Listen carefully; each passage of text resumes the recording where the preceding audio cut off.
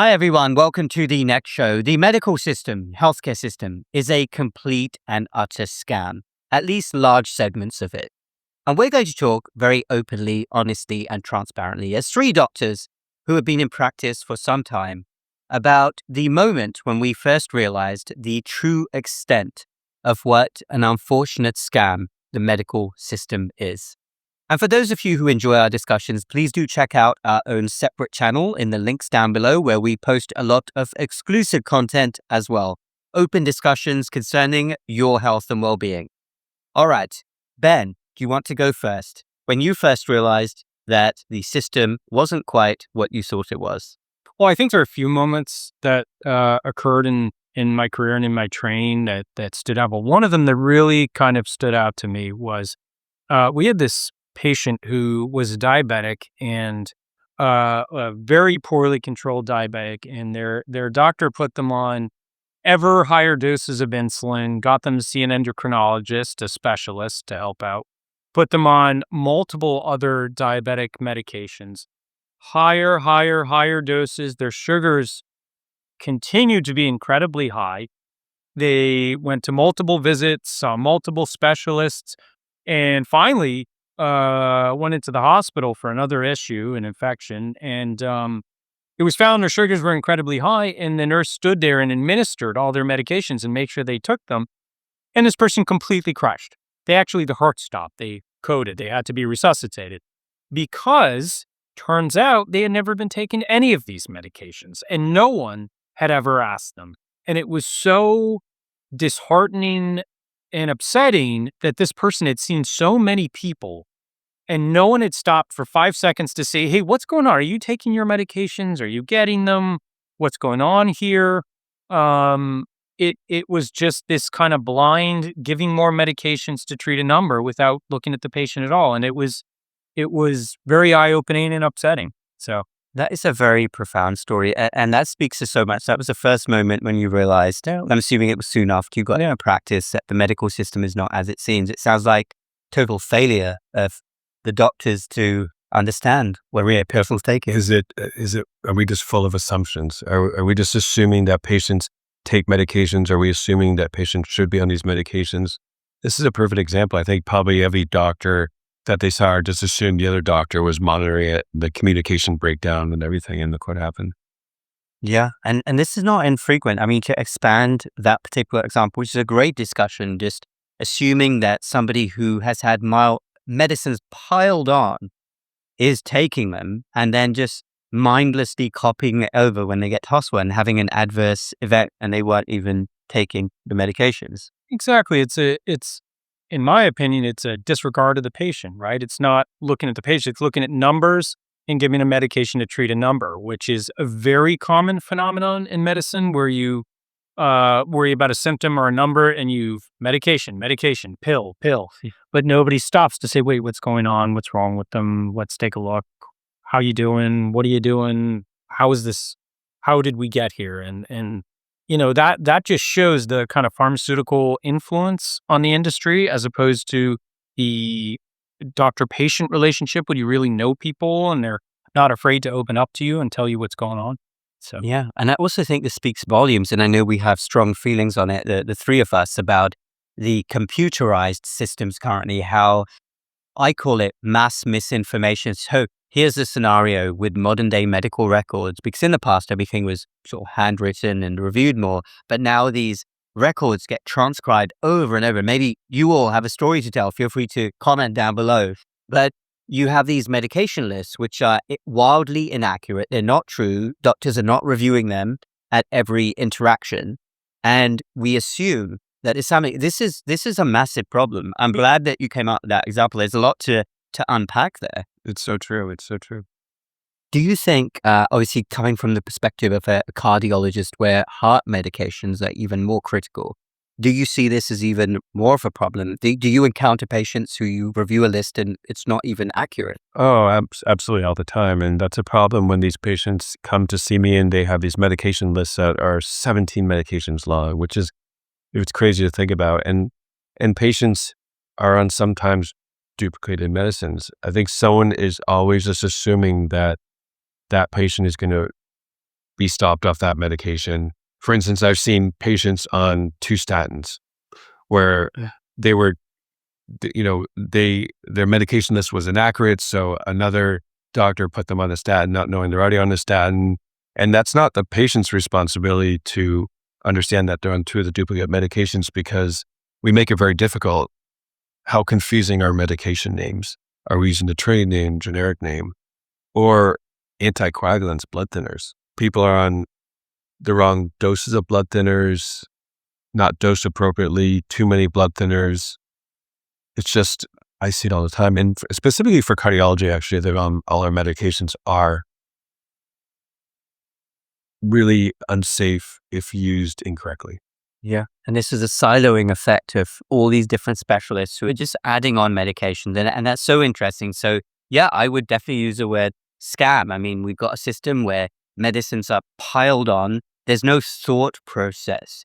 There's no reviewing. I mean, I don't know how we escape from this. Is it time issue? I mean, I don't doubt. Of course, I know that there's many good doctors out there. There's a lot of not so good doctors, but how do doctors get out of this position where within a system, they're just seen as a member of an assembly line?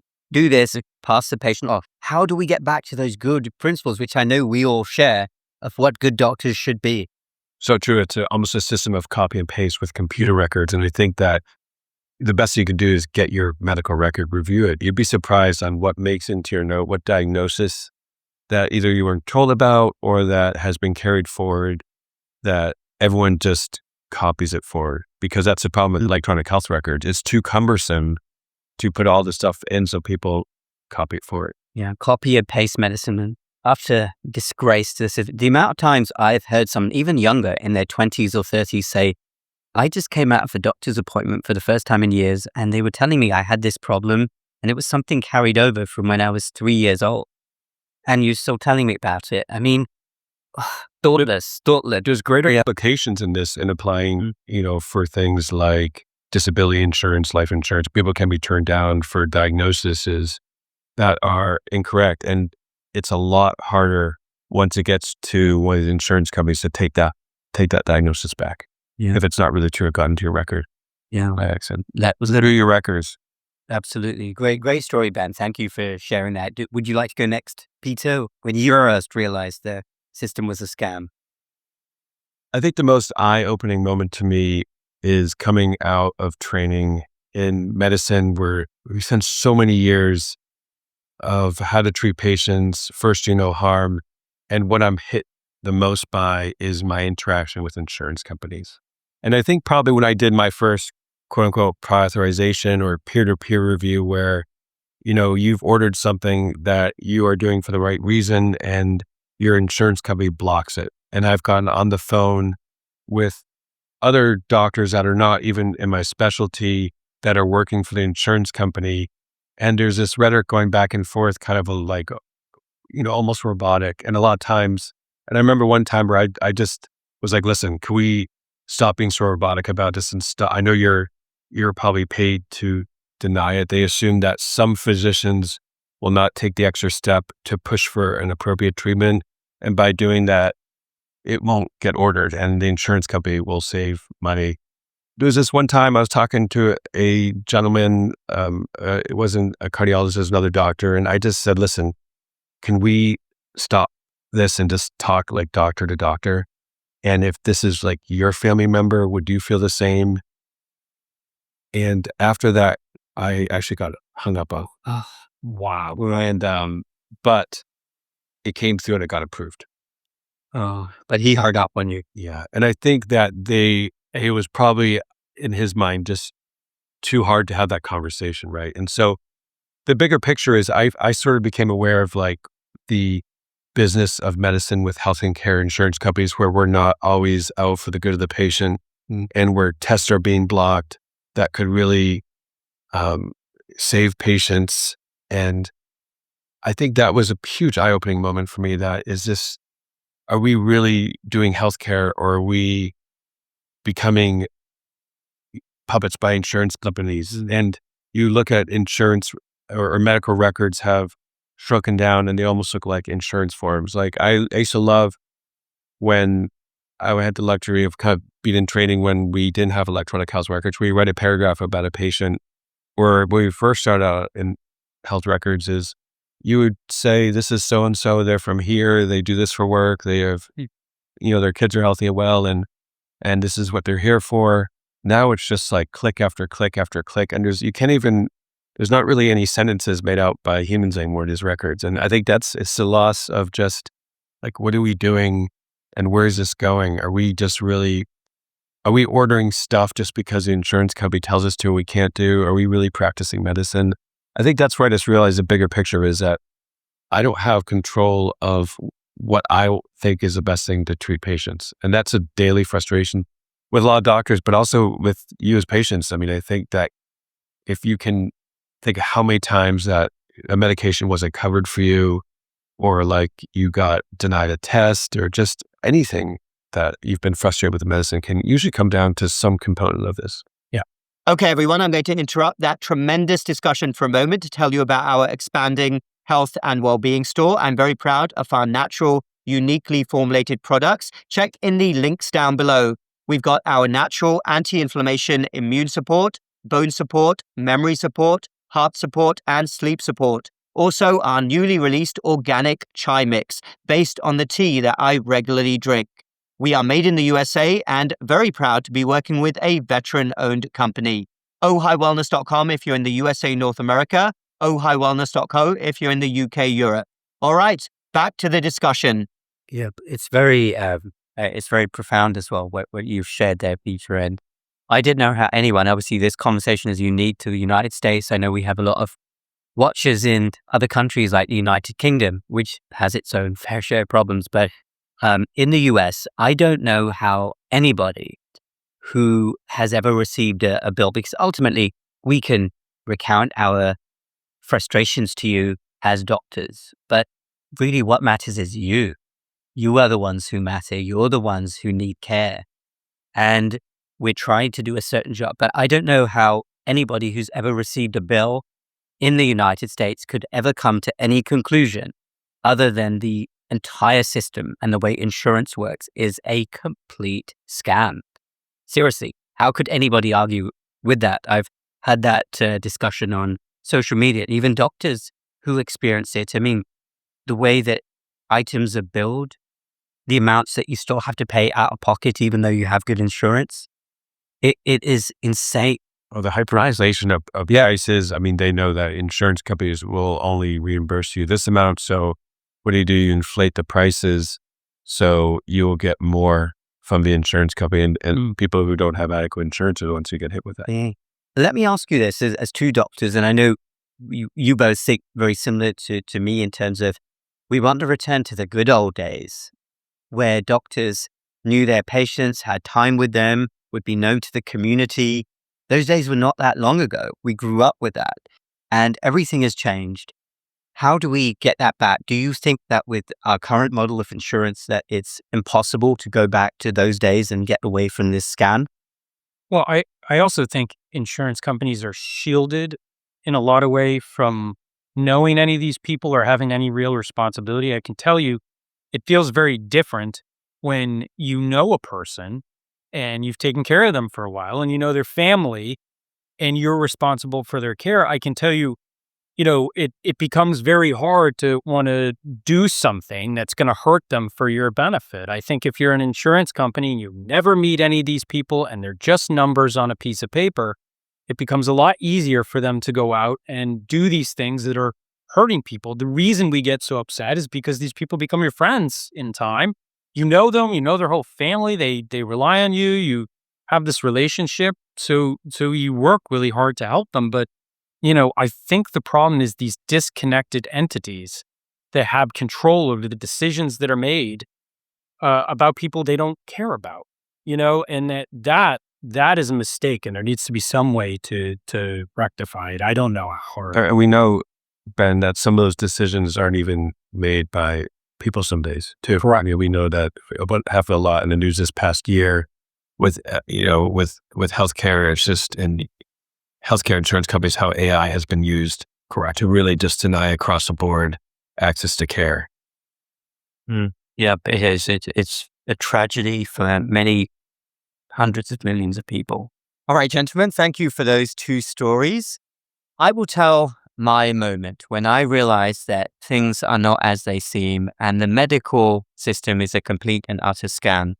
But actually, this equally applies to the medical profession. Now, I'd suspected that something was wrong for a few years, but the pandemic, boy, when that hit, did I see constant crazy things happening. Those of you who watch me regularly probably knew that I may say this. And starting right from the beginning, the illogical response to the pandemic, lockdowns to a virus which had already widely spread. And then what governments were doing all over the place, whether we're talking about state governments in the United States or entire nations, made no sense. But I would like to emphasize that not a single thing that you saw during the pandemic would have happened anywhere without the blessings of the medical profession, because where else were people getting their advice from? But the key moment for me was when the shots came out. What was that, December of 2020? And there was all this news across CNN and other mainstream media outlets about this safe and effective, what was it, 98% safe and effective. But when I actually heard that story, I immediately went to the medical journal where the study result was published, the New England Journal of Medicine. I took the 5 minutes it takes to actually read the article, and anybody can do this. This article is available online.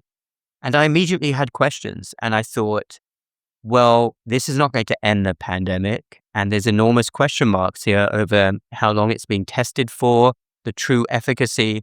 But all I saw around me was the medical profession jumping on the bandwagon, taking selfies, saying the end, getting their shots. And all along, I was saying, this isn't going to be what you think. The virus is still going to spread. People are still going to get infected despite what the medical establishment is saying. And the very sad thing for me is that around me, and I know this doesn't apply to the two of you who I knew at the time and were thinking like me, but I was asking around in real life and online, and I was asking doctors, have you actually read the study? And overwhelmingly, the answer was no, we haven't read the study. And I said, these are really obvious questions. I published a blog post at the time. And then I kept doing this every 3 months. I kept asking around me, have you actually taken 5 minutes to read the study? And overwhelmingly, I was hearing, no, I haven't read the study yet. And I was thinking, what are you doing? Are you going on what the mainstream media is saying? Are you just doing what you're told from above? How can you not have the same questions as me? And I knew I had excellent natural immunity and obviously didn't need it anyway. It wasn't an issue for me. But when I saw the medical profession abandon basic common sense, and for me, elementary grade education about natural immunity, how you respond to an evolving respiratory virus, it made me realize that the entire system is a scam, and either doctors are not speaking up, either the medical profession hasn't been educated properly, or they're abandoning their duty, because the job of a doctor is to tell the truth, not jump on board a bandwagon, follow what the mainstream media tells them.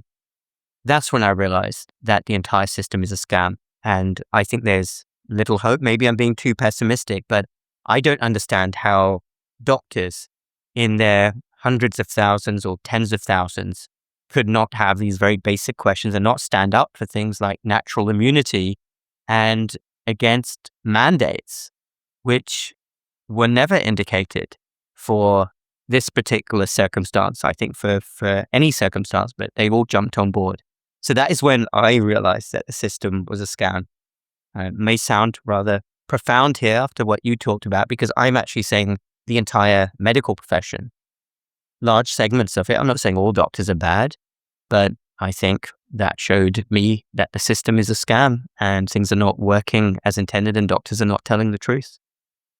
No, I agree with you. I think what you're describing is the very heart of medicine is broken, and that it's been corrupted is basically what you're seeing. And that, the only hope that I think comes out of it is I don't think you're alone. I do think there are large portions, maybe not of doctors and of the medical industry, but of the public that saw what you saw and that feel the same way. And I've heard from enough patients and enough people to give me hope that people said, hey, this there was something very wrong here, and I don't ever want to see that again.